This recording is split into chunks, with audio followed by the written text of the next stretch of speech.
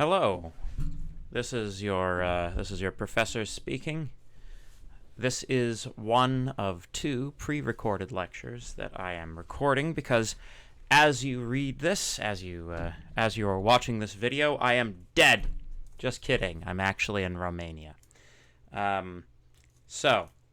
Anyway, the topics that are scheduled for the weeks that I'm away are Topic 7, Benchmarking, Profiling, and Advanced Bash Commands, and Topic 8, Pointers in C. We're going to stick to that schedule for the purposes of this recording, so we're going to cover Topic 7 in this video. Very good. So, Benchmarking, Profiling, and Advanced Bash Commands. We're going to cover a number of different topics. This is kind of another, in sort of similar fashion to a lot of the Unix stuff that we cover in this course. It's a bit scattershot. We'll be talking about a lot of different topics that are sort of have a common theme rather than, one big long topic. But that's kind of the nature of the beast. So, in general, what are we talking about when we talk about benchmarking, profiling? And we'll worry about the advanced bash commands a little bit later on. So in general, when we benchmark and profile, what we are doing is we are testing programs. One of the things that software is notoriously bad at is having consistent runtimes across different computers. This is because computers will often have very different computer architectures, which, have a sometimes drastic effect on the amount of time it takes for a program to run. That being said, there are some metrics which will remain completely stable across time. No matter how long it takes your program, or it takes your computer to run a program, it will run the program that you have written. So, we are going to talk a little bit about how one goes about measuring various aspects of a program as it is actually running. So, what gives people feelings of power? Money, status, HTOP. So, modern operating systems manage hundreds, even thousands of concurrently executing programs. These are known as processes. Each process has a unique process identification number, or PID. One program may spawn many separate processes, also known as threads. When you have a browser, and when you have your browser open, one of the each tab in your browser is a separate process. It's a separate instance of the browser that's managing access to a different web page. Which means if your computer is being slow, one of the things that might help is closing some of your browser tabs, because I know that some people have like several thousand browser tabs open all at once. Process management and scheduling is the subject of such courses as 3SD3 concurrent systems and 4DC3 distributed computing. We can view information about our computer's currently open processes by invoking the bash command htop. So, you run htop, and this is what you get. So you can see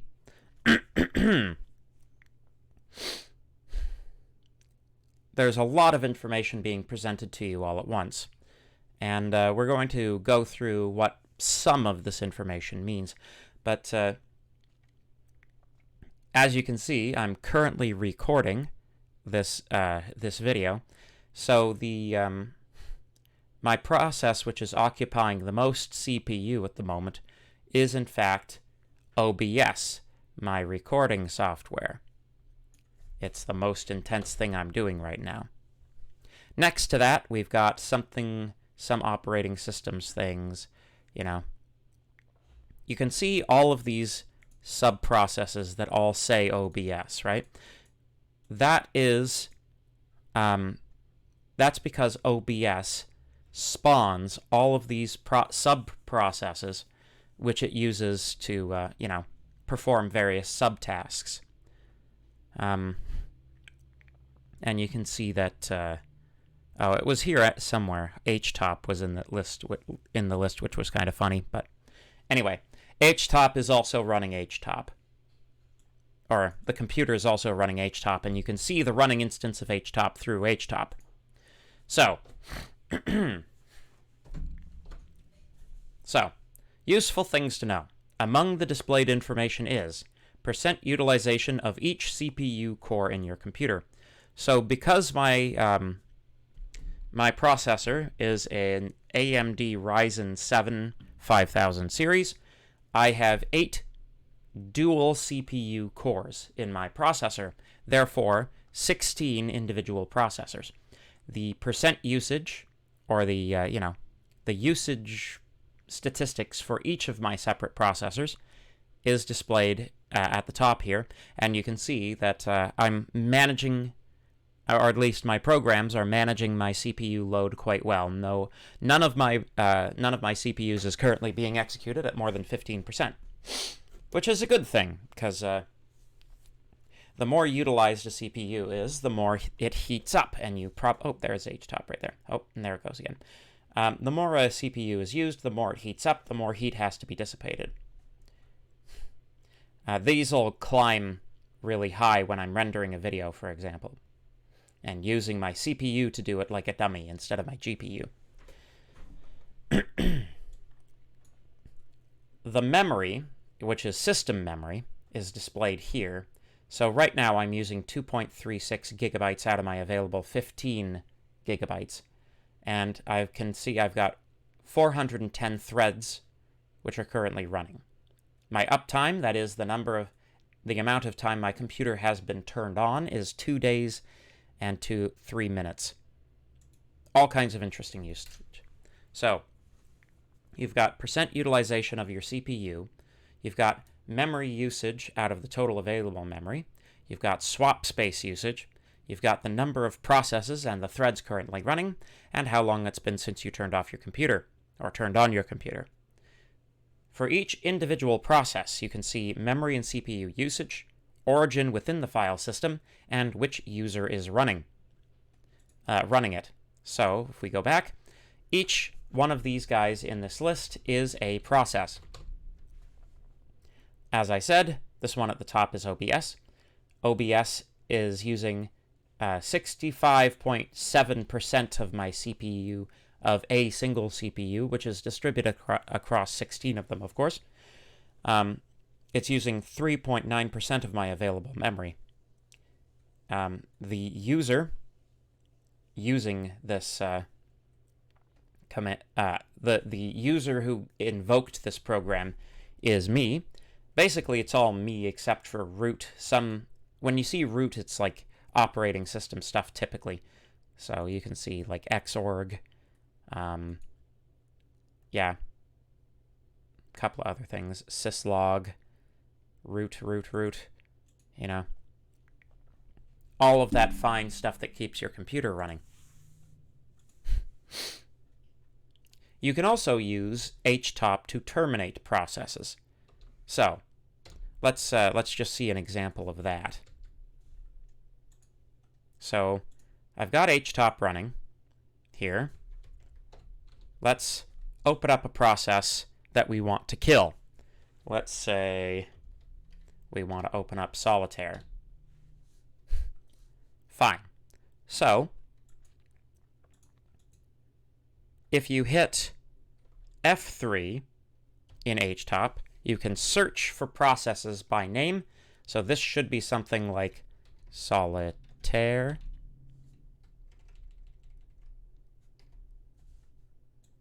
Maybe this will be, yeah. User games Sol, seems like it. So, if now that I, oh, sorry, give me that just solitaire. Now that we have solitaire selected, I can kill this process by pressing F9. Do I want to send the signal? I do. And it terminates the program. This functions basically the same way as Control-Shift-Escape in Windows. It gives you your list of tasks, and you can shut one down manually. I wouldn't recommend sending kill signals to programs arbitrarily. You should do it with you should do it judiciously. So, good. So that's how you kill processes. So far, so good. So, now let's talk about benchmarking. Benchmarking is the practice of measuring a product's features or performance and comparing the results to other products of a similar nature. So if you have,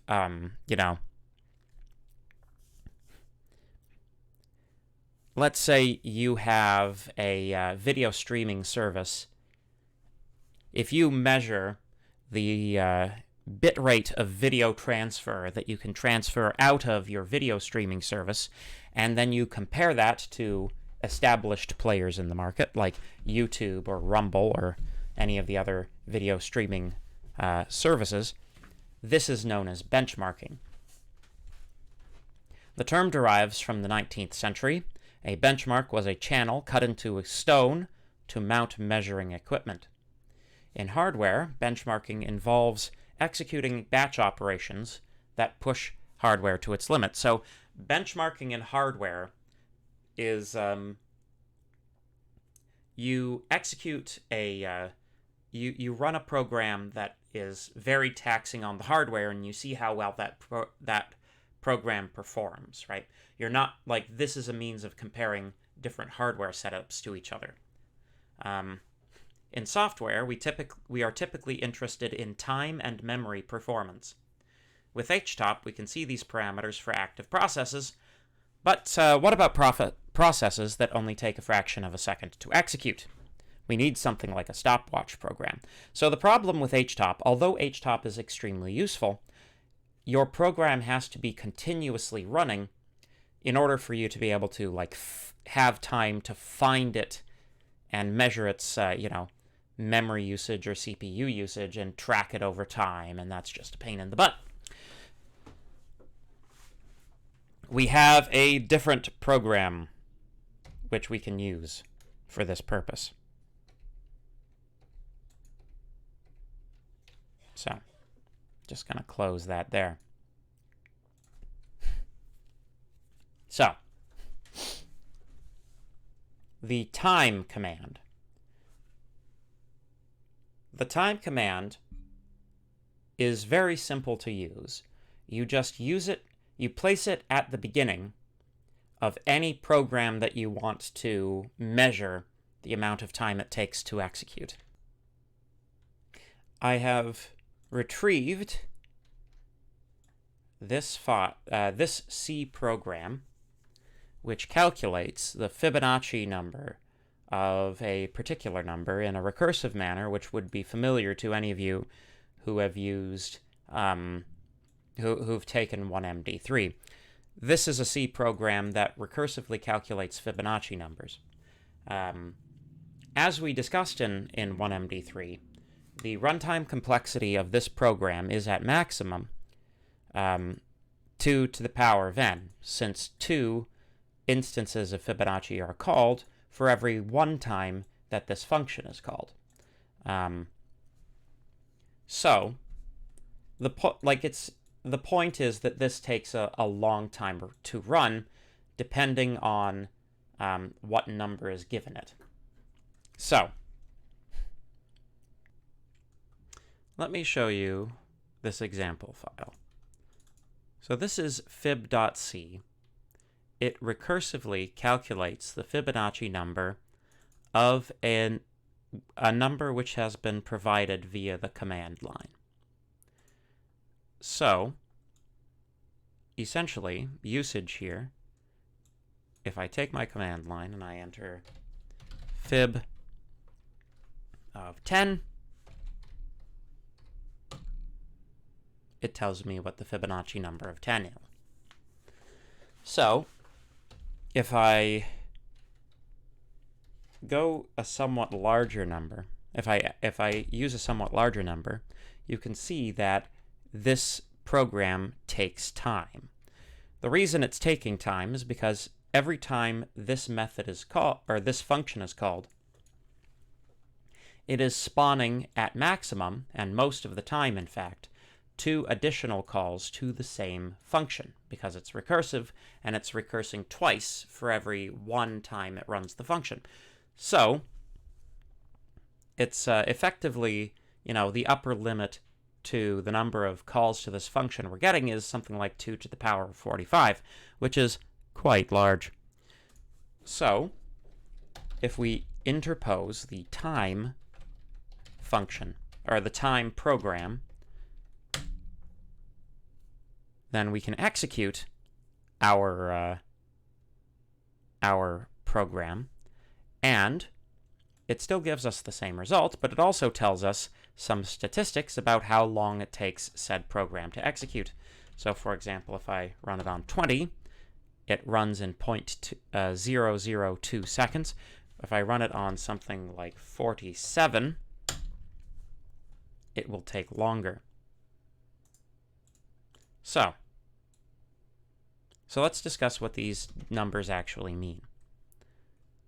The real time is the difference between the time the process started and the time it stopped.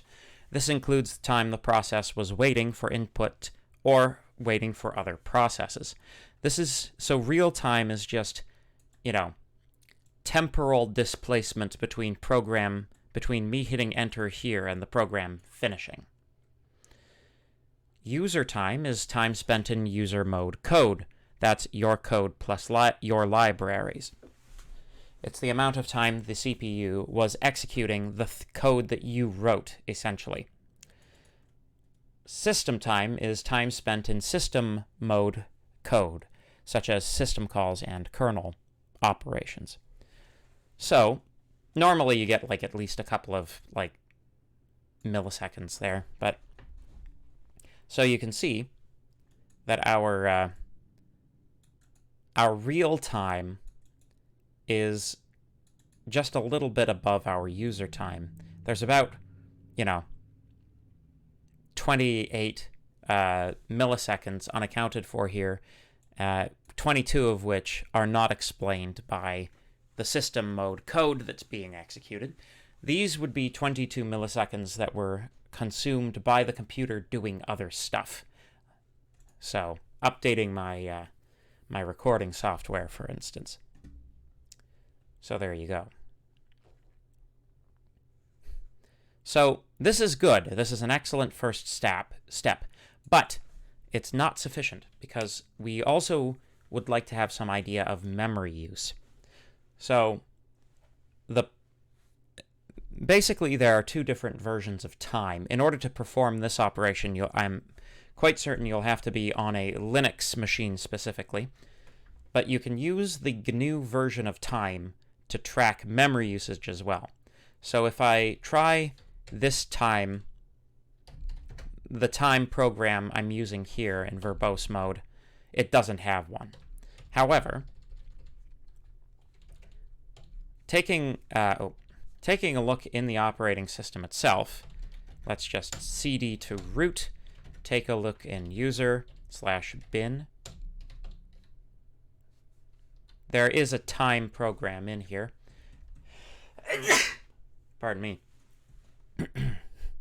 Basically, there are 2 different time programs lurking in your computer.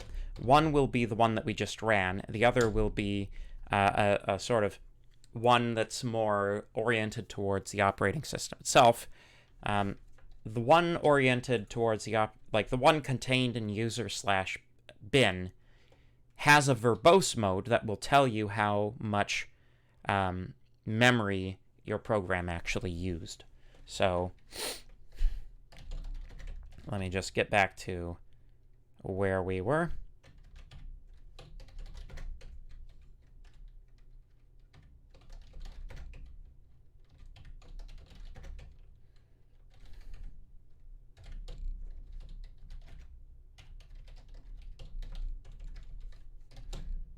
There we go.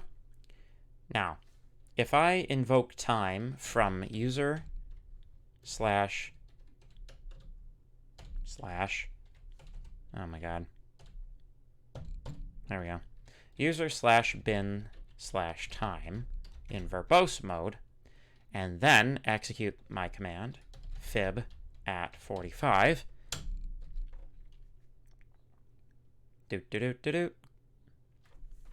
I'll get more information. So this produces quite a lot of statistics.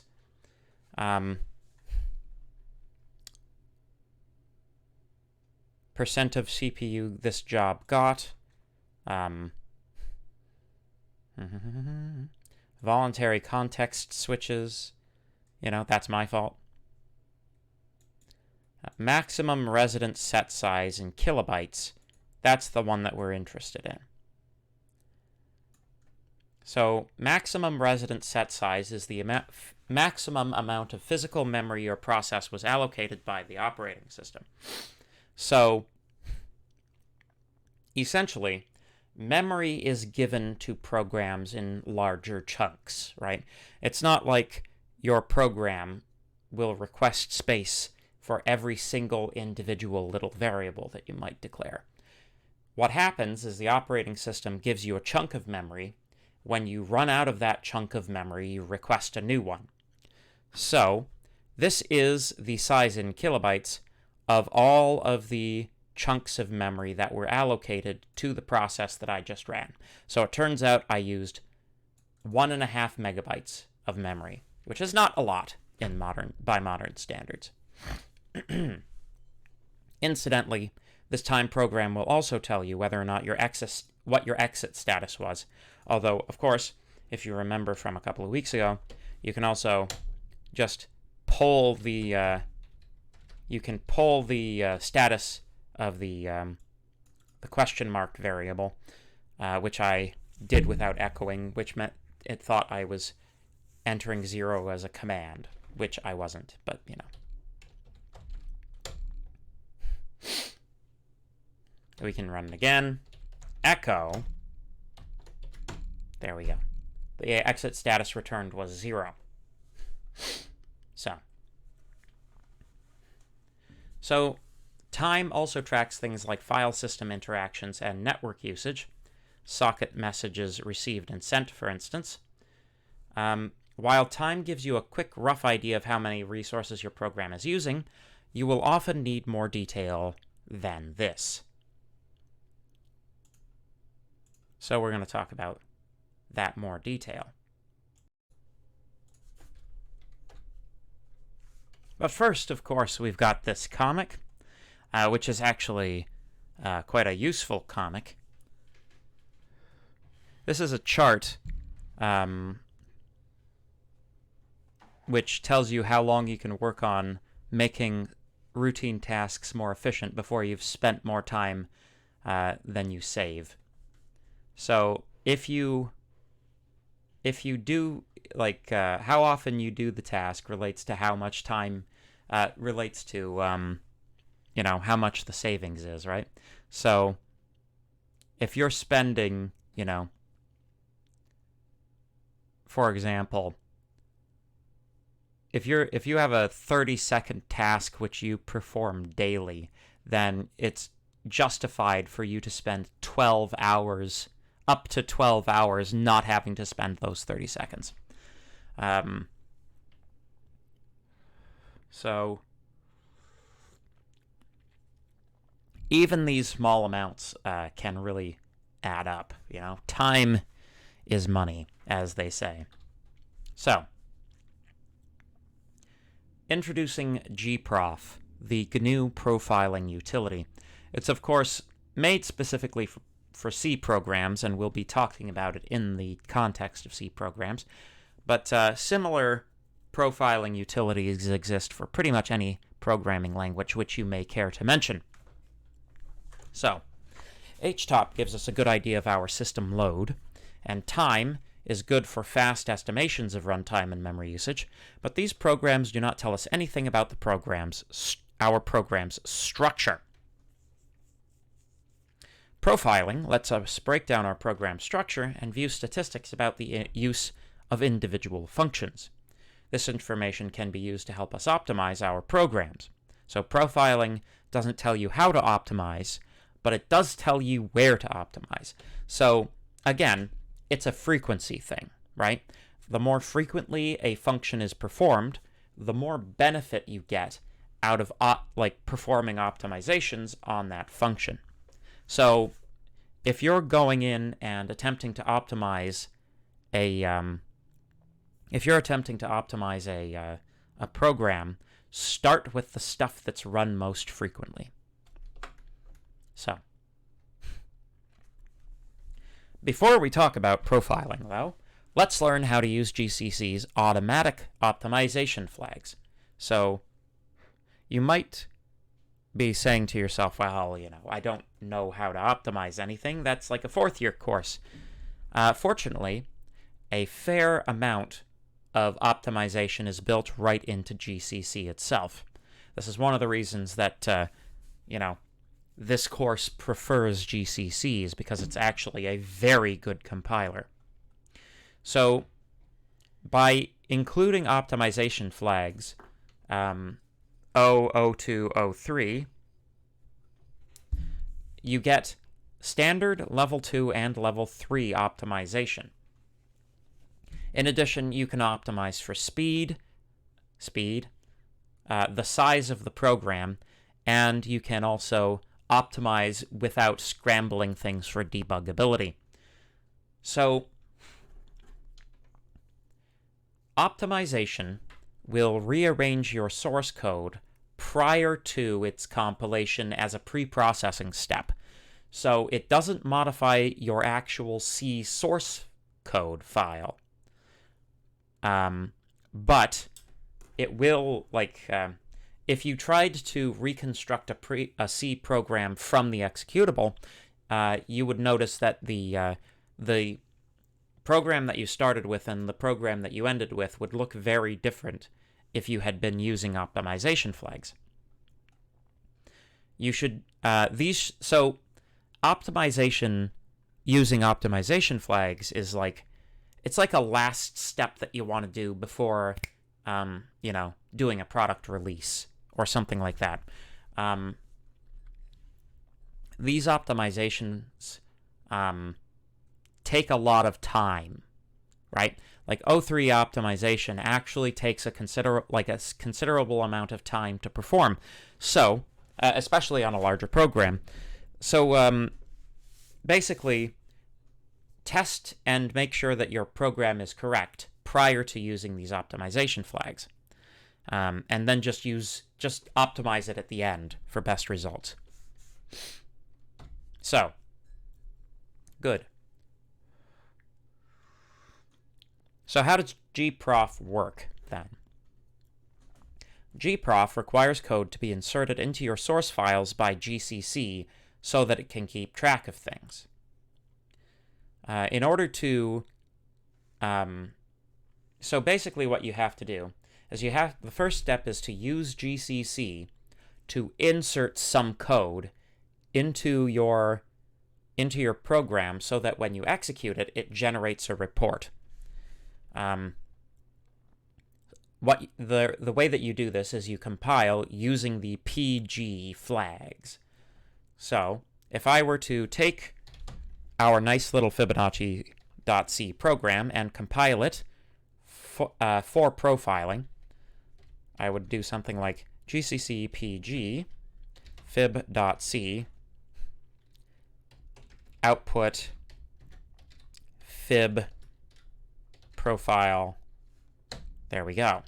So a profiling executable has been produced. It won't look any different, but it has had certain pieces of code attached to it.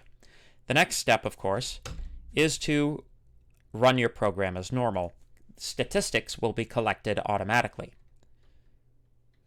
So we run as normal, fib prof 35. There we go. And if we take a look, the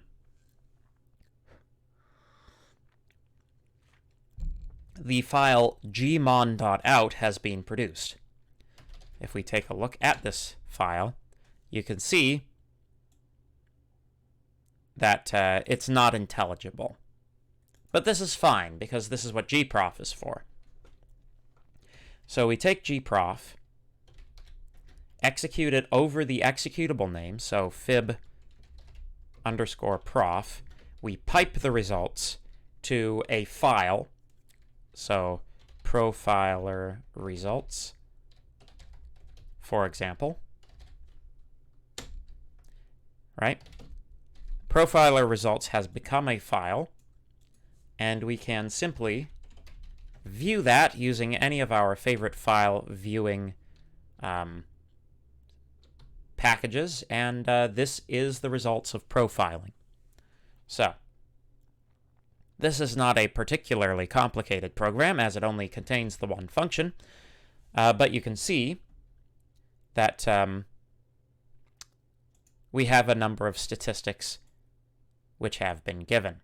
And, most interestingly, we have a call graph. So let's talk about how to read this stuff. This bit at the top is called the flat profile. This is the flat profile of a slightly more interesting example which runs a larger number of functions. So, essentially, we've got a bunch of fields, and we should learn what they do. The flat profile provides the following information for every function in your program, like every function that your program uses, including libraries, including system libraries.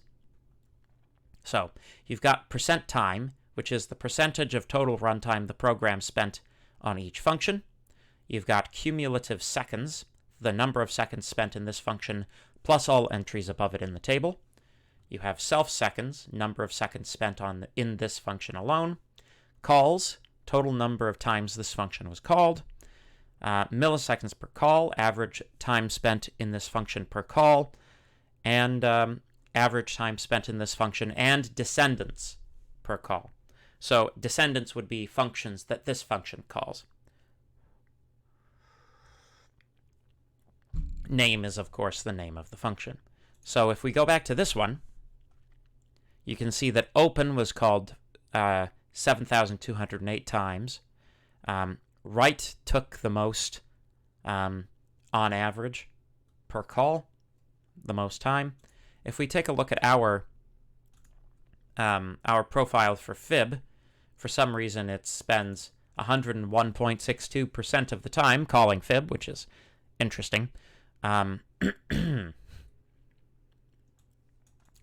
Self milliseconds per call, on average 20 milliseconds per call, and that's including all kinds of recursive calls. So, good. Now let's talk about the call graph. The call graph gives you an idea of how many times each function is called by every other function in the program. So, the top function inside of one of these blocks is the calling function.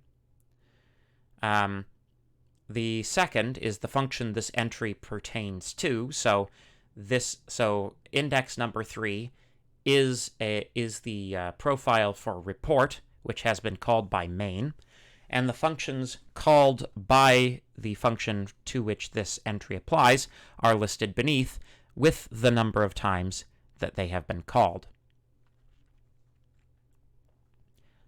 When you get a plus here, it's regular calls plus recursive calls. So let's take a look at our function. You can see that main calls fib, right, once, but fib calls itself this number of times, right? This is the entry for fib, and it calls itself this many times, which is a lot, to over nearly 3 million times. We might have identified why this program is so slow. Good.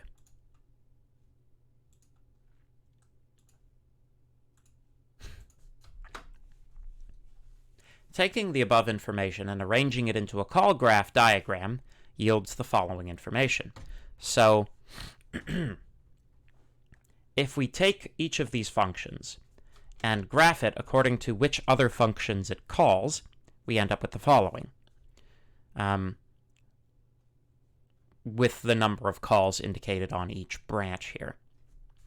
Call graphs can be extremely useful in visualizing the overall structure of a program.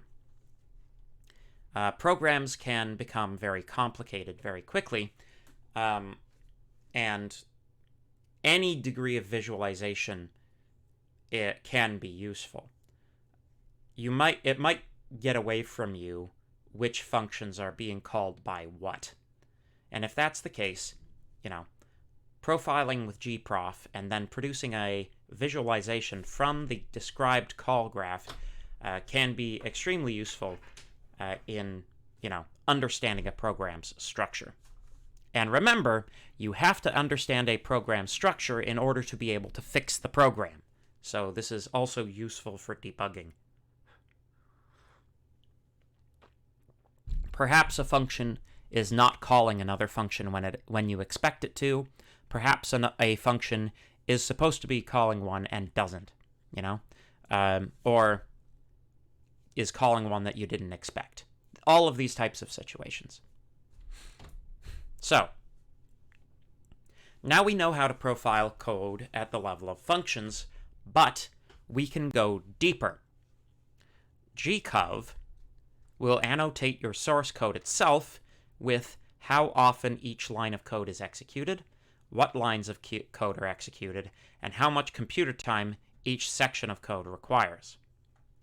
Gcov is fantastic to use in combination with testing because it will tell you whether your tests have full coverage of the source code. Remember us talking about testing from 1MD3. Remember me saying that one of the things that you want to make sure of with your test suite is that all possible branches, like all branches of execution that exist inside of your program, should be exercised minimally once by your test suite. Gcov is how you actually measure that. So it's very, very useful. In order for the results to be meaningful, however, we can't use compiler optimizations since they change the source code. So Gproff gives you tons of information, but like the level of granularity that it's examining is that of function calls, right? Gcov, the level of granularity that we're operating at is the lines of source code themselves. So, to use Gcov, we need once again to perform a special compilation.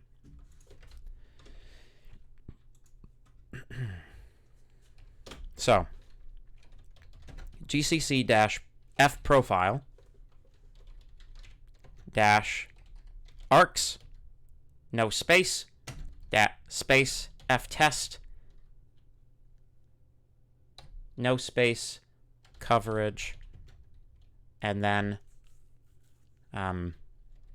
fib.c output fibcov. You'll see fibcov has been produced as an executable. Take the resulting executable file and execute it. This will produce a .gcda file, which contains the profiling data. So we execute fibcov 35. There we go. You can see not only fib.gcda, but a couple of other ones as well well, one other one anyway. Then gcov fib.c.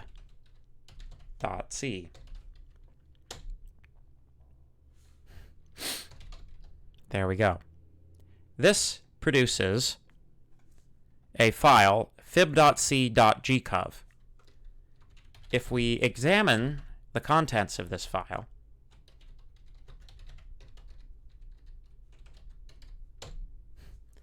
you'll see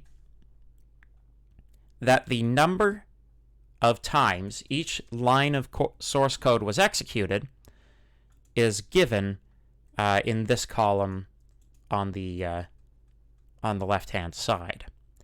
You'll notice that this corresponds to the number of times the function was called. So this line is executed once, this line is executed once, these lines are executed a bunch.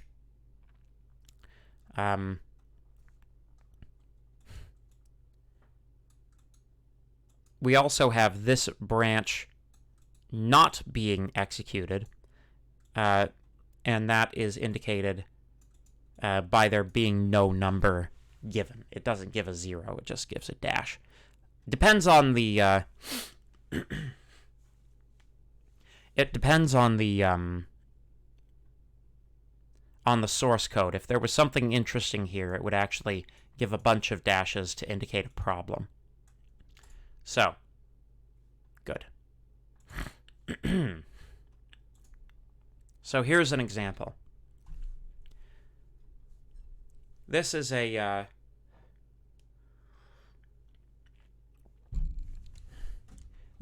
program. Sorry, it actually does octothorpe characters when a line is not executed. So this is a very simple, stupid source code, piece of source code. The way that this is arranged, on this execution, only, despite the fact that this is executed 5 times, the only branch that's actually being exercised here is this first one once. These subsequent branches are never being executed. So, if you get any of these in your source code, you can say with certainty that your tests aren't testing everything, which is something that you should attend to and rewrite your tests. So now, let's talk about Unix permissions and the Unix file system in a bit more depth. This is a very classic XKCD cartoon illustrating the power of the sudo command. Sudo. SUDO stands for super user do. It overrides your user permissions for the purpose of executing one program. It requires you to enter your password. It's like do as superuser. Superuser being a user with elevated permissions. This is an equivalent idea in Windows of executing something with administrative privileges. Certain operations require administrative privileges, such as making modifications to files that are outside of your user home directory, right? So if I go to my my user directory and I go up one level, this home contains the home directories of every user on your system. Now I only have one user on my system, and that is me, and I have sudoing privileges, but you might set up your system so that there are many users, and that only certain ones of them have elevated levels of privilege. For example, the Pascal server is one Linux computer which has a user, a home directory for each one of you guys that have used it. However, none of you guys have sudoing privileges on Pascal. Otherwise, you would be able to, for example, take sneaky peeks of other people's home directories. That's a permission that is reserved for people who know what they're doing and who aren't, have no Marx incentives for stealing other people's work, shall we say. So, good. So, within the Unix file system, 10 bits are allocated per file to record file permissions and are visible when using ls-l. So, ls-l. All of these guys here correspond to these bits here.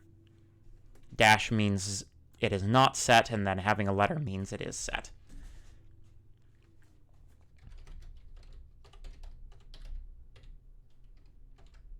Yeah.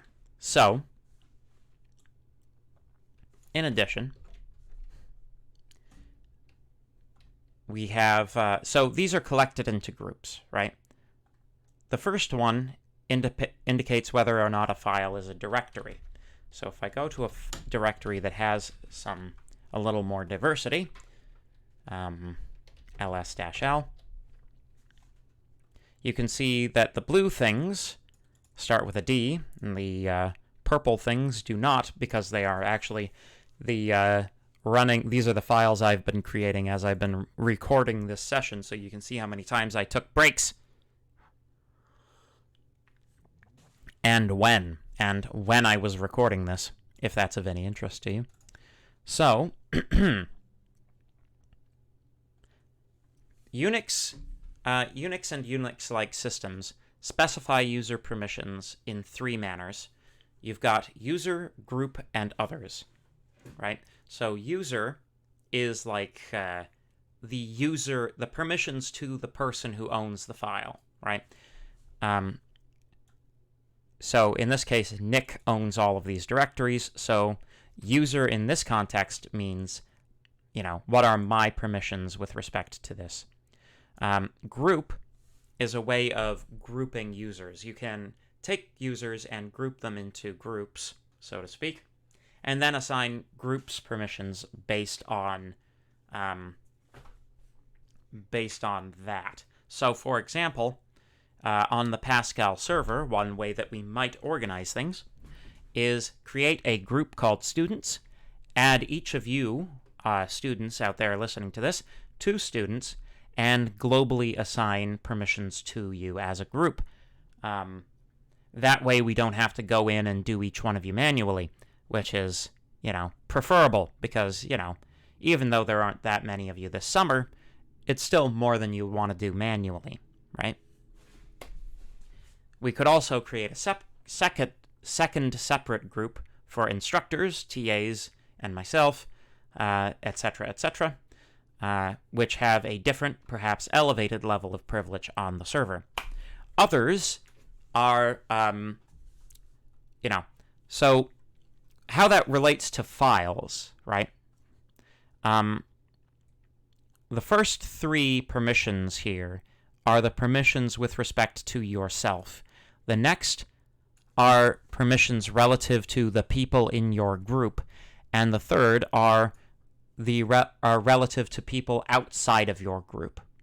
So, if you were in group students, in this case, you can see if this, for example, this configs folder was owned by someone in group students,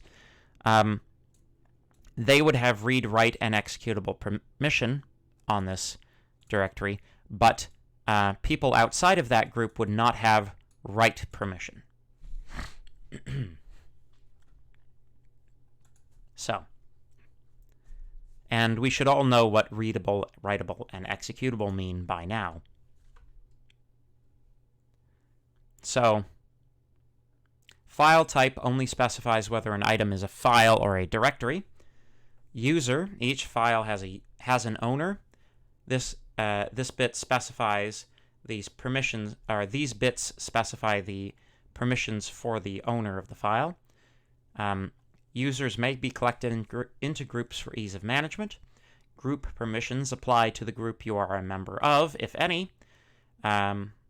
Yes. And others is permissions for people not in the first two categories. So,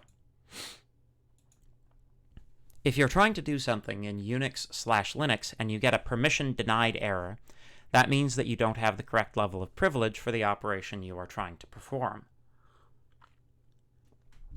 There is only one way around this: invoking superuser using sudo. You type sudo and then you type the command that you weren't able to execute. In Linux, the superuser account called root is omnipotent, with unrestricted access to commands, files, directories, and resources. This also means the ability to install programs for all users, change system settings, and compile the kernel. Granting and revoking permissions from other users is another thing that you have to be superuser in order to do for obvious reasons. It's like, I don't have permission to do this. It's like, well, I'll just give myself permission. Like, yeah, no. The main difference between having a Linux system or virtual machine and logging into the Pascal server is that you don't have sudo privileges on Pascal for obvious reasons. However, if you're one of that lucky group that has either a native Linux installation or a virtual machine, you will have sudo privileges. So you can try this out. By default, each user is already in a group containing just itself. The group's name is the user's name, as you saw in the previous example. You can create a group, assuming you have the authority to do so, using group add, and then specify a group name. You can add a user to a group with user add group username group name. That's how you add people to groups. Furthermore, you can modify file permissions via chmod, or chmod, or however you want to pronounce it.